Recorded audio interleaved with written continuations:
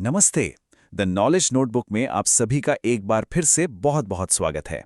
दोस्तों, आज हम एक ऐसी पहेली को समझने की कोशिश करने वाले हैं जो सदियों से विज्ञान और आस्था के बीच एक बहुत बड़ा सवाल बनकर खड़ी है। सवाल सीधा सा है।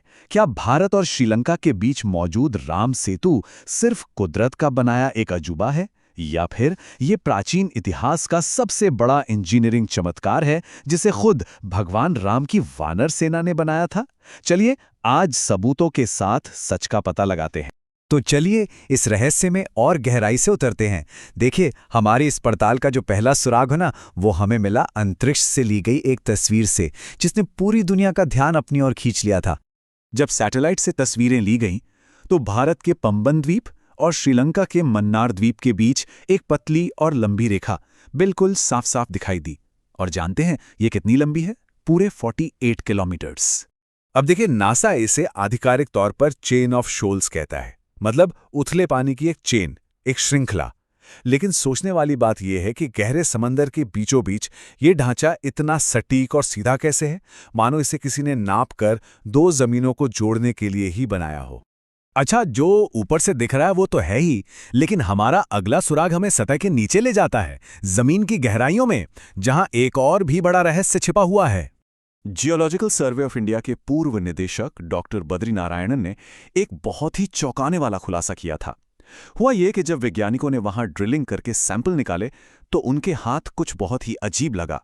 वैज्ञानिकों ने पाया कि नीचे तो कुदरती रेत की जमीन है, लेकिन उसके ठीक ऊपर भारी भरकम पत्थर रखे गए हैं। अब देखिए, विज्ञान का सीधा सा नियम है कि भारी पत्थर समय के साथ नरम रेत में धंस जाने चाहिए, लेकिन यहां ऐसा नहीं है। यहां पत्थरों को किसी खास तकनीक से रेत के ऊपर टिकाया गया है, बिल्कुल वैसे जैसे किसी पुल की नींव रखी जाती है। ये प्राकृतिक तौर पर होना, आप भी मानेंगे, लगभग नामुमकिन है। अब हमारी जांच का तीसरा सुराग ये हमें रामेश्वरम में मिलने वाले उन रहस्यमयी तैरते हुए पत्थरों की तरफ ले जाता है। रामेश्वरम में आज भी ऐसे पत्थर मिलते हैं जो पानी में डूबते ही नहीं। वैज्ञानिक तर्क ये देते हैं कि ये प्यूमिक स्टोन्स हो सकते हैं, यानी ज्वालामुखी से निकले पत्थर जिनमें हवा भरी होती है और इस वजह से वो हल्के होते हैं। लेकिन यहाँ दो बड़े सवाल खड़े हो जाते हैं। पहला, रामेश्वरम के आसपास हजारों मील तक कोई ज्वालामुखी है ही नहीं। और दूसरा, सेतु के कुछ पत्थर तो भारी और ठोस होने के बावजूद तैरते हैं, जो इस थ्योरी को सीधी चुनौती देता है। और अब हम आते हैं अपने सबसे मजबूत सुराग पर।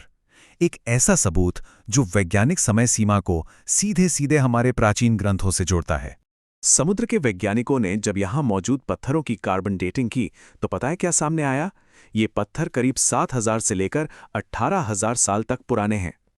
और ये एक हैरान कर देने वाला संयोग है।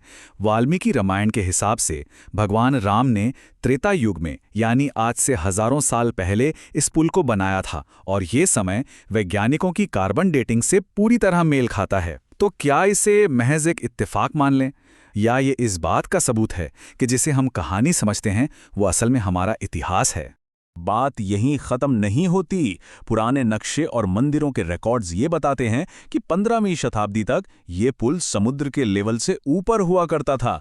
लोग इस पर पैदल चलकर भारत से श्रीलंका तक जाते थे।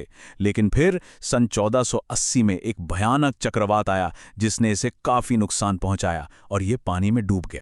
तो इन सभी सबूतों को देखने के बाद अब हम एक आखिरी और बहुत ही महत्वपूर्ण सवाल पर आते हैं।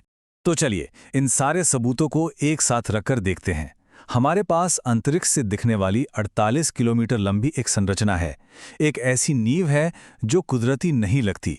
तैरते हुए पत्थर हैं जिनका कोई सीधा वैज्ञानिक जवाब नहीं है।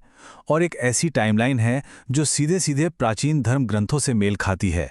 ये सब मिलकर भारत की प्राचीन इंजीनियरिंग की एक ऐसी तस्वीर बनाते हैं जिसे आज का मॉडर्न साइंस भी पूरी तरह नहीं समझ पाया है। और ये सारे तथ्य हम एक बहुत बड़े सवाल पर लाकर खड़ा करते हैं। क्या राम सेतु को एक राष्ट्रीय धरोहर, एक नेशनल हेरिटेज घोषित कर देना चाहिए? ये एक विचार करने वाला प्रश्न है। इस पर आपकी क्या राय है, हमें कमेंट्स में जरूर बताइएगा। अगर आपको ये जानकारी पसंद आई हो तो इसे लाइक करें, शेयर करें, और ऐसे ही अनसुलझे रहस्यों को जानने के लिए द नॉलेज नोटबुक को सब्सक्राइब करना बिल्कुल न भूलें। मिलते हैं अगले रहस्य के साथ।